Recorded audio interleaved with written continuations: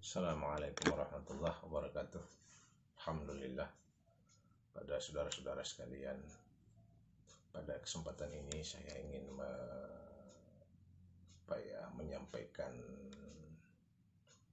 eh, hal-hal yang terkait apa yang baru saja saya alami. Eh, Yaitu saya sekedar informasi bahwa saya ini adalah alumni pendidikan rumah sakit karantina.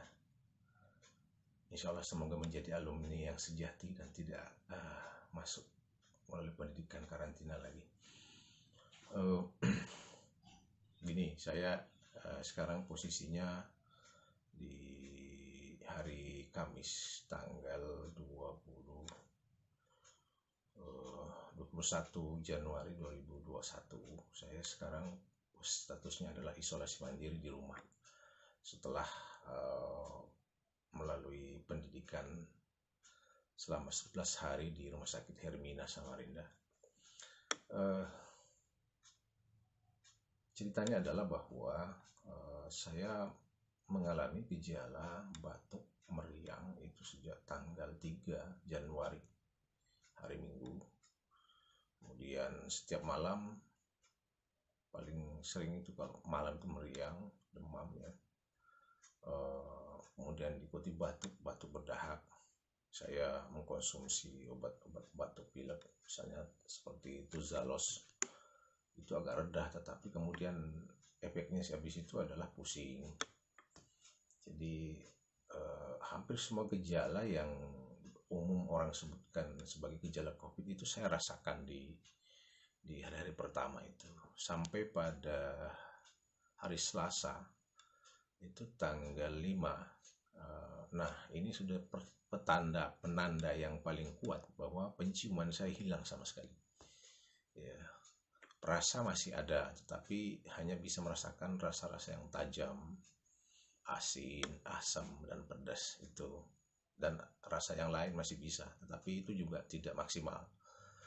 Nah, dalam kondisi demikian, maka kemudian keluhan-keluhan sakit di fisik, di perut, di lambung, kemudian kadang juga ada diare, itu sudah terjadi beberapa hari itu, sampai kemudian hari Kamis saya ke UGD. Hari Kamis itu tanggal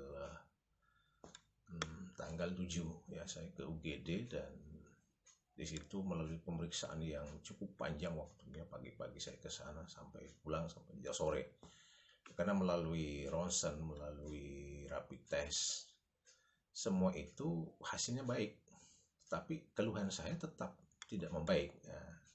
Saya sakit perut, pusing, dan sebagainya, lemas ya. Sampai saya menunggu hasil rapid test antigen ya, swab antigen, dan pada kira-kira jam 3 siang sore itu dinyatakan bahwa antigen saya positif.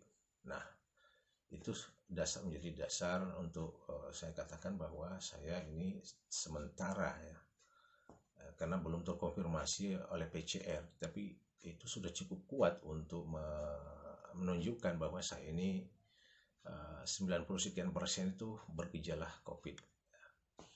Nah, maka setelah itu kemudian saya memutuskan untuk mencoba melakukan isolasi mandiri di rumah, karena yang saya alami adalah gejala yang saya alami adalah masih batas-batas yang mungkin bisa saya kendalikan dan sebagainya. Jadi saya memutuskan untuk itu.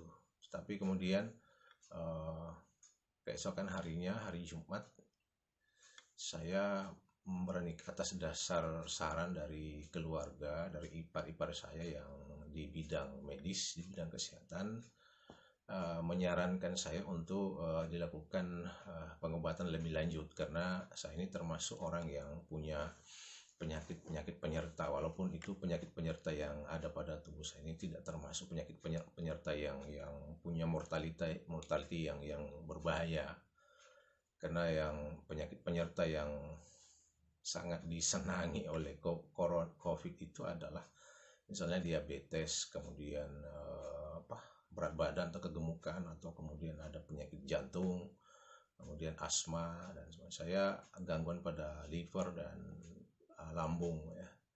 Nah, atas dasar itu kemudian saya berinisiatif berangkat ke lab case, bukan lab case ya, iya, eh, untuk melakukan pemeriksaan PCR karena sebagai persyaratan untuk mendapatkan penanganan, katakan misalnya suntik antivirus dari rumah sakit. Jadi saya tanggal 8 hari Jumat saya melakukan PCR. Nah, eh, nah ternyata hasilnya kan seminggu kemudian, jadi kita tidak bisa berharap banyak pemeriksaan PCR itu. Lalu keesokan harinya, hari Sabtu tanggal 9, saya memutuskan untuk berangkat ke Rumah Sakit Hermina Samarinda, seperti yang direkomendasikan oleh keluarga, oleh ipar saya. Di situ kemudian dilakukan pemeriksaan secara fisik, di ronsen, kemudian diminta keterangan antigen saya lah. Dari hasil pemeriksaan ronsen itu, ini sudah dokter bisa membaca bahwa ada infeksi awal di paru saya ya. Nah, jadi dokter di sana awalnya saya ingin dirawat jalan saja, tapi dokter kemudian menyarankan ini dirawat inap. Nah, dengan ketentuan masuk isolasi ya. Dirawat inap masuk isolasi ya.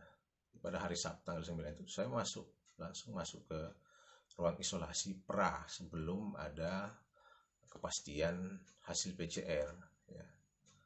Jadi di sana itu sebelum ada hasil PCR kita ditempatkan di lantai yang sama ya, di gedung yang sama tetapi di depan di situ. Mungkin ini disebut dengan ruang persinggahan, tetapi di situ juga sudah berlaku sistem isolasi, jadi tidak boleh dikunjungi. Dan karena di dalam ruangan itu ada beberapa tempat tidur dan ada beberapa pasien, ada 6 ya kira-kira pada waktu itu saya masuk, maka selama berada di situ saya tetap memakai masker ya.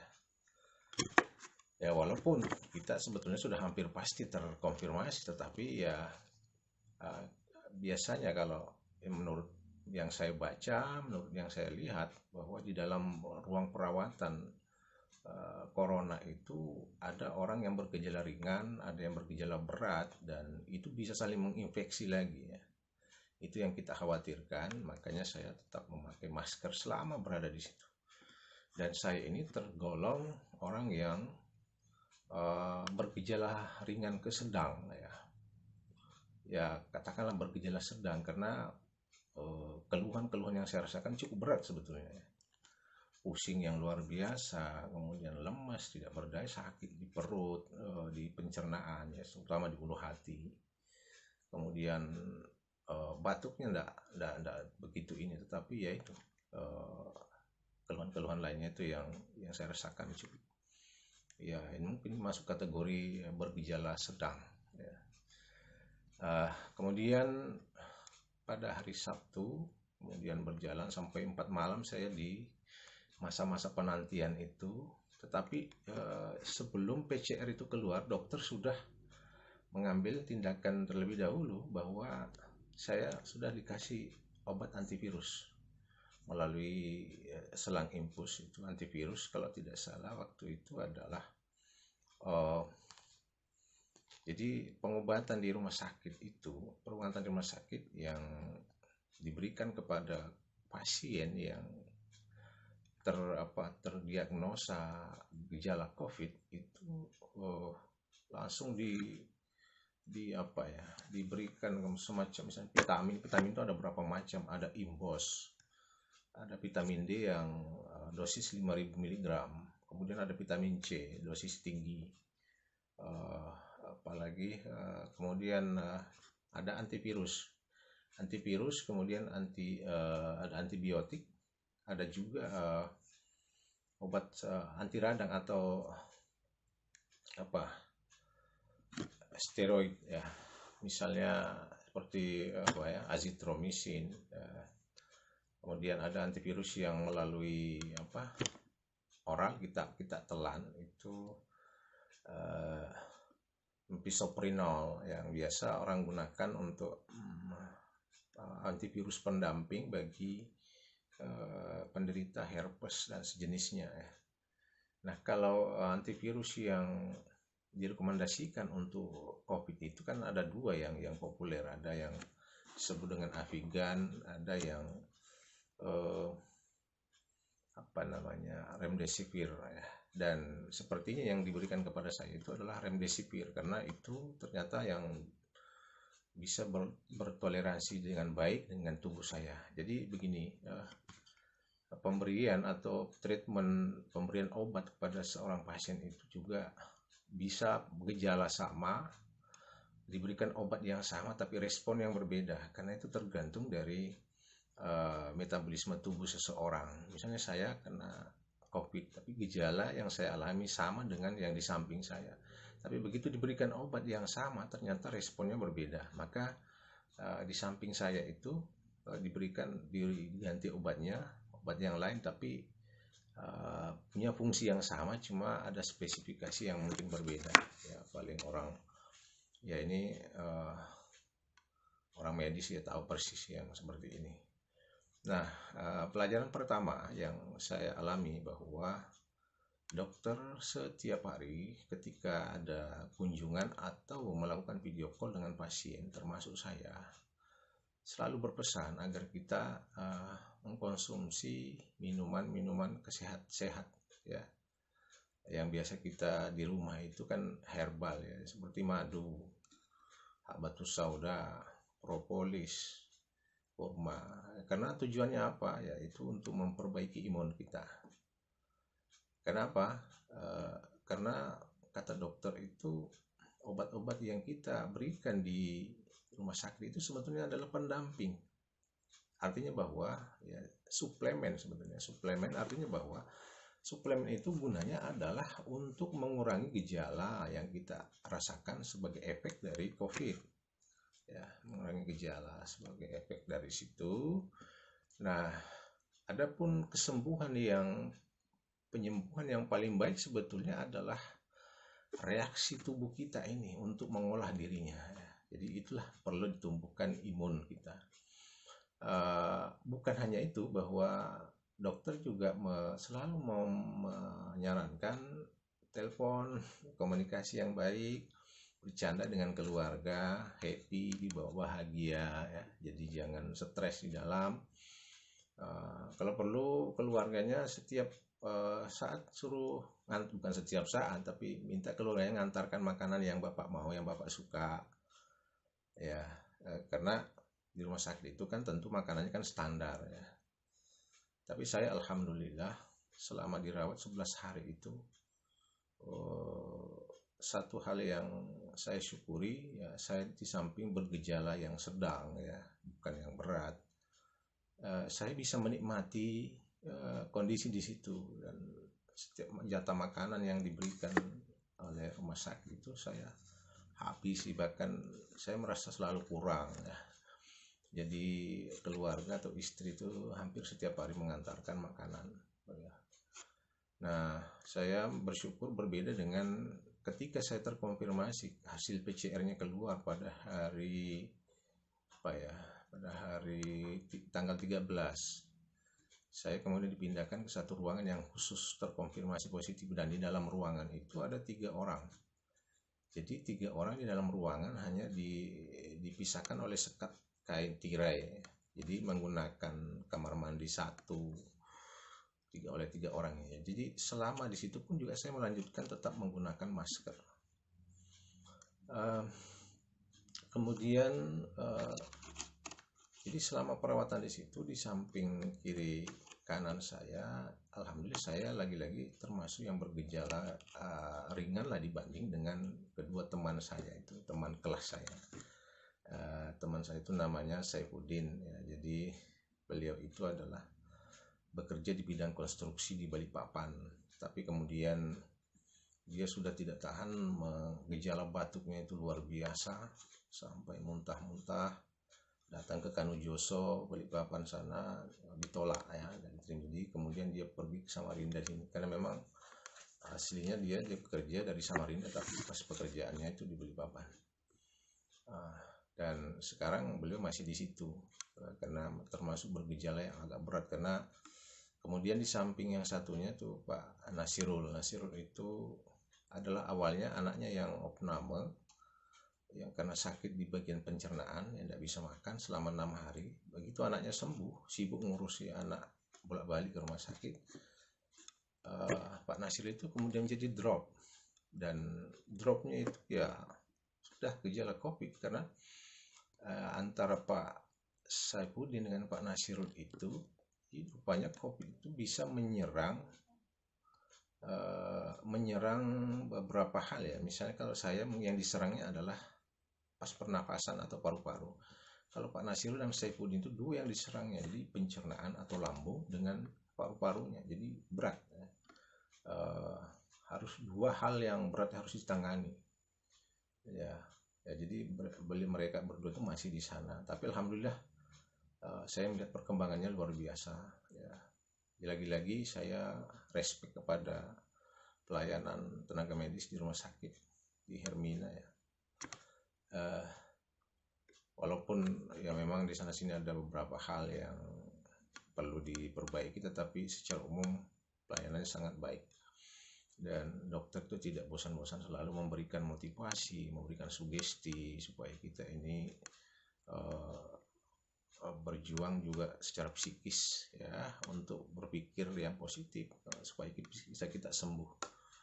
Alhamdulillah saya selama berada di sana saya tidak trauma ya. Ini kesyukuran saya, karena hampir setiap hari saya menyaksikan ada peti ya, peti yang masuk dibawa oleh tim yang memakai pakaian hazmat ya, lengkap.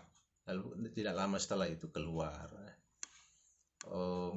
Tidak setiap hari sih, tapi ada satu hari itu juga dua sekaligus ya, jadi mengalami pemburukan atau katakan mortality, atau ada kematian yang terjadi selama satu hari itu dua. Tapi ya itu alhamdulillah syukurnya, karena saya tidak terpengaruh dengan kondisi seperti itu, karena saya bisa mengukur sendiri, yang saya rasakan ini tidak apa-apa sebetulnya ya. Jadi itu yang saya rasakan selama berada di rumah sakit ini, rumah sakit Hermina.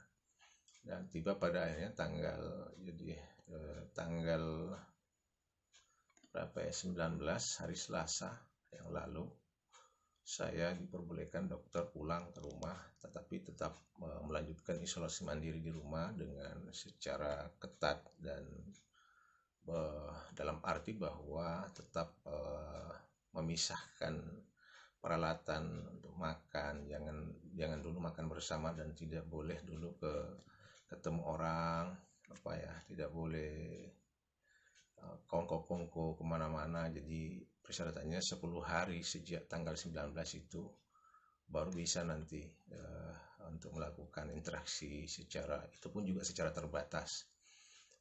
Kemudian dokter selalu berpesan kepada kita ya, bagi penyintas COVID itu, bahwa setelah pengobatan itu selesai, dan meskipun kita nanti dinyatakan sembuh dengan bukti PCR negatif, itu tetap perbaikan paru-paru itu melalui proses yang lumayan agak panjang, bisa sampai 12 minggu atau katakan 3 bulan lah ya, karena memang efek dari virus itu yang sudah mengenai paru-paru itu bisa memberikan efek yang tidak ringan. Oleh karenanya banyak terapi-terapi yang disarankan oleh dokter, tetap minuman-minuman sehat dan obat-obat medis. Ketika saya pulang ke rumah itu saya masih dibekali 4 macam. 3-nya itu bentuk vitamin ya, vitamin Inbos, kemudian Mega Zinc, dan satu lagi, dan yang satunya tetap dexamethasone ya. Dexamethasone itu adalah obat steroid ya, anti radang, dan itu kalau menurut yang pernah saya baca, bahwa di Inggris itu pernah viral sekitar bulan Juni yang lalu itu, bahwa dexamethasone itu masih menjadi andalan untuk menangani peradangan yang terjadi akibat COVID. Dan itu yang saya konsumsi seminggu atau 10 hari ke depan. Tetapi jangan lupa bahwa dokter juga selalu mengingatkan tetap Bapak konsumsi minuman sehat. Ya madu itu jangan jangan sampai kosong di rumah. Habatus sauda juga jangan sampai kita kosong di rumah. Usahakan itu ada di dalam keluarga kita. Nah, sementara saya melakukan isolasi mandiri ini, saya juga dipesannya oleh dokter bahwa supaya menjaga imun keluarga ya. Karena bagaimanapun kita tidak bisa isolasi ketat seketat di rumah sakit ketika kita berada di rumah. Karena kan WC kita gunakan bersama-sama, tetapi yang penting dalam berinteraksi itu selalu menggunakan masker dan gunakan tempat tidur kamar sendiri untuk sementara. Ya, demikianlah yang bisa saya sampaikan pada kesempatan ini. Insya Allah mohon doanya semua semoga segera membaik dan kita semua dilindungi oleh Allah dari segala macam penyakit yang menurut saya kita tidak boleh lagi tidak boleh lagi, bukan tidak boleh, tapi saya tidak bisa menyatakan, tidak bisa habis pikir ada orang yang masih menyaksikan kondisi seperti ini ya. Ada orang yang menyaksikan keberadaan penyakit ini. Saya nyata melihat, merasakan, menyaksikan dan merasakan. Ya, jadi mari kita semua jaga kesehatan, waspada. Kalau kita tidak yakin dengan adanya penyakit ini, tapi cukup kita tidak menularkan kepada orang lain. Itu sebetulnya kuncinya. Jadi ini adalah pandemi dan nyata adanya. Dan sekali hari ini saya ucapkan terima kasih kepada Rumah Sakit Hermina yang pelayanannya sangat baik ya. Sangat baik, responnya luar biasa, dokternya juga. Setiap dokter tidak hanya yang khusus menangani saya secara pribadi, tapi ada beberapa macam dokter, berapa orang dokter di situ. Ada penyakit dalam, berapa orang ada penyakit paru. Dan setiap masuk ruangan selalu semuanya memberikan motivasi, membuat kita bahagia, happy dan sebagainya. Ya, demikian. Assalamualaikum warahmatullahi wabarakatuh.